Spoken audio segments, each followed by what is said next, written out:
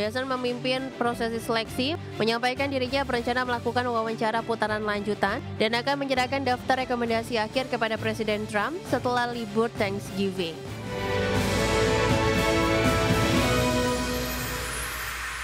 Lima kandidat tersisa dalam perebutan kursi ketua The Federal Reserve menggantikan Jerome Powell seiring dengan upaya Presiden Donald Trump memperluas pengaruhnya terhadap kebijakan bank sentral.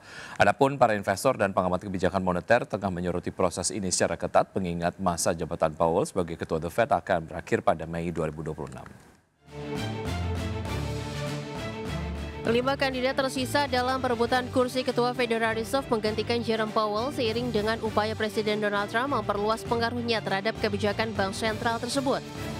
Menteri Keuangan Scott Bessent mengonfirmasi bahwa jumlah kandidat telah dipangkas menjadi 5 nama, yakni anggota Dewan Gubernur The Fed Christopher Waller dan Michelle Bowman, mantan Gubernur The Fed Kevin Warsh, Direktur Dewan Ekonomi Nasional Gedung Putih Kevin Hassett, serta eksekutif senior BlackRock Rick Ryder. Biasanya memimpin prosesi seleksi, menyampaikan dirinya berencana melakukan wawancara putaran lanjutan dan akan menyerahkan daftar rekomendasi akhir kepada Presiden Trump setelah libur Thanksgiving. Adapun para investor dan pengamat kebijakan moneter telah menyoroti proses ini secara ketat mengingat masa jabatan Jerome Powell sebagai ketua The Fed akan berakhir pada Mei 2026. Dan berikut profil singkat para kandidat. Kandidat pertama Kevin Hassett pernah menjabat di Gedung Putih pada masa jabatan pertama Donald Trump. Sebelumnya ia berkarir sebagai ekonom di The Fed dan menjabat Direktur Riset di American Enterprise Institute. Selanjutnya Christopher Waller merupakan anggota Dewan Gubernur The Fed sejak 2020 setelah diangkat oleh Trump. Ia dikenal sebagai pendukung kuat independensi bank sentral dan kerap mengeluarkan pandangan ekonomi yang akurat meski berbeda dari arus utama. Kandidat ketiga, Michelle Bowman saat ini menjabat sebagai Wakil Ketua Pengawasan The Fed. Ia diangkat Trump pada 2018 dan dipromosikan awal tahun ini. Bowman sebelumnya menjabat Komisioner Perbankan Negara bagian Kansas, serta memiliki pengalaman di pemerintahan George W. Bush dan Kongres Amerika Serikat. Kandidat selanjutnya Kevin Warsh merupakan mantan Gubernur The Fed periode 2006-2011. Ia sempat menjadi kandidat Ketua The Fed pada 2017 tetapi kalah dari Powell. Terakhir, Rick Ryder adalah eksekutif senior di BlackRock yang memimpin bisnis surat utang perusahaan tersebut. Ia bergabung pada 2009 setelah hampir 2 dekade berkarir di Lehman Brothers. Berbagai sumber, IDEX Channel. Ya, harga minyak anjlok sekitar 2% pada perdagangan di hari Selasa menandai penurunan selama 3 hari beruntun dan pelemahan ini terjadi karena investor menimbang dampak sanksi Amerika Serikat terhadap dua raksasa minyak Rusia terhadap pasokan global serta potensi rencana OPEC Plus untuk meningkatkan output. Minyak mentah berjangka Brent ditutup merosot 1,9% menjadi $64,4 per barrel, sedangkan minyak mentah berjangka West Texas Intermediate menyusut 1,9% menjadi $60,15 per barrel. Pekan lalu kedua acuan harga minyak tersebut mencatat kenaikan mingguan terbesar sejak Juni setelah Donald Trump memberlakukan sanksi baru terkait dengan perang Ukraina yang menargetkan dua perusahaan minyak utama Rusia yakni Lukoil dan Rosneft. Di sisi lain, OPEC Plus dikabarkan tengah mempertimbangkan peningkatan produksi secara moderat pada Desember mendatang. Setelah memangkas produksi selama beberapa tahun untuk menopang harga, kelompok ini mulai mengembalikan sebagian output sejak April lalu. Kenaikan produksi OPEC Plus diperkirakan dapat membantu menyeimbangkan pasar apabila ekspor Rusia terganggu akibat sanksi Barat.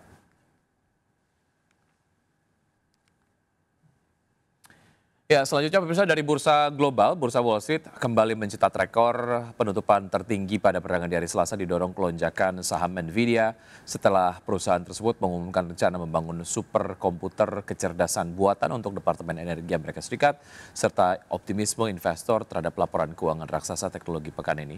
Pada penutupan perdagangan di hari Selasa, indeks Dow Jones Industrial Average yang ditutup naik 0,34% menjadi 47.706, S&P 500 menguat 0,23% ke posisi 6.890 dan indeks Nasdaq Composite melonjak 0,8% ke 23.827. Ya, sementara itu dari bursa Eropa, pemirsa bursa ekuitas Eropa berbalik melemah setelah 3 sesi beruntun mencetak rekor tertinggi seiring dengan terjadinya pergeseran fokus investor dari perkembangan hubungan dagang Amerika Serikat dan juga China ke laporan keuangan emiten kakap. Stocks 600 ditutup turun 0,22% ke level 575,76.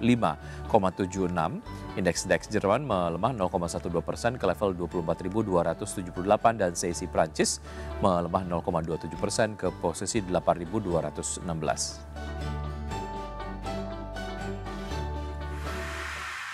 Terima kasih Anda masih bergabung sama kami. Pemirsa, indeks harga saham gabungan atau IHSG ditutup melemah di Selasa namun masih bertahan di level 8.000-an usai menguat ke posisi 8.151 di sesi 1. Laju IHSG tertahan di tengah pelemahan dalam saham DSSA, Astra Internasional dan juga Aman Mineral. Indeks harga saham gabungan ditutup di zona merah melemah 0,30% di level 8.092,62 di Selasa perdagangan hari kedua pekan ini. Setelah secara intraday menguat ke level 8.151,335. Sektor yang turun paling dalam sektor perindustrian melemah 0,99%, disusul keuangan koreksi 0,74%, sektor barang konsumer primer tertekan 0,61%. Sementara sektor yang menguat sektor properti dan real estate naik 3,40%, sektor kesehatan menguat 2,65%, sektor teknologi terapresiasi di 2,28%, dan barang konsumer non-primer naik 1,25%. Ada 3 saham yang menjadi pemberat utama IHSG. Saham DSSA ditutup melemah 4,98% di level Rp84.375 per saham, menyeret indeks turun dengan bobot minus 17,03 indeks poin. Selanjutnya saham ASI ditutup melemah 4,17% di level Rp6.325 per saham, berkontribusi minus 12,24 indeks poin ke IHSG. Saham Aman ditutup koreksi 4,51% di level Rp6.875 per saham dan menjadi beban IHSG minus 10,22 indeks poin. Pergerakan IHSG dibayangi penantian pelaku pasar terkait keputusan kebijakan moneter terbaru dari The Fed. Ekspektasi The Fed akan memangkas suku bunga sebesar 25 basis poin dalam rapat Federal Open Market Committee atau FOMC yang akan berlangsung di Selasa dan akan diumumkan di Kamis waktu Amerika. Optimisme meluas usai riset Bloomberg Economics oleh Megan O'Neill memaparkan belanja konsumen Amerika diprediksi bakal tetap kuat di kuartal 3 2025 didorong oleh kelompok rumah tangga berpendapatan tinggi.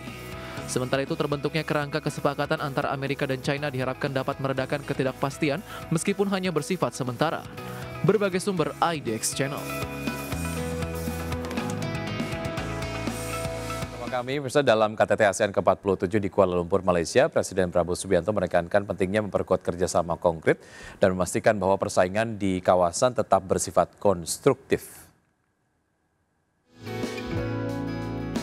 Presiden Prabowo Subianto yang mewakili Indonesia dalam intervensinya pada konferensi tingkat tinggi ke-28 ASEAN Plus 3 atau APT menegaskan bahwa babak baru kerjasama kawasan ASEAN berlangsung di tengah tantangan global yang kompleks, mulai dari perubahan iklim, gangguan perdagangan internasional, hingga meningkatnya ketegangan geopolitik. Di mana tantangan tersebut berdampak langsung terhadap kehidupan rakyat di kawasan Asia Tenggara. Untuk itu, Presiden Prabowo menilai ASEAN Plus 3 Regional Economic Outlook perlu menunjukkan ketangguhan ekonomi kawasan dan pentingnya memperkuat integrasi regional, diversifikasi perdagangan dan jaring pengaman keuangan sebagai inti dari agenda ASEAN Plus 3. Selain itu, Indonesia juga menyerukan peningkatan ASEAN Plus 3 Emergency Rice Reserve atau EPTRR untuk menjamin pasokan pangan yang stabil dan memperkuat respon darurat antar negara melalui pertukaran informasi yang lebih baik. Menutup sambutannya, Presiden Prabowo juga menekankan pentingnya pelaksanaan penuh APT Corporation Work Plan 2023 hingga 2027 serta penguatan Chiang Mai Initiative Multilateralization sebagai langkah nyata memperdalam kerjasama ekonomi dan keuangan regional. Dari Kuala Lumpur, Malaysia, Tim Liputan IDX Channel.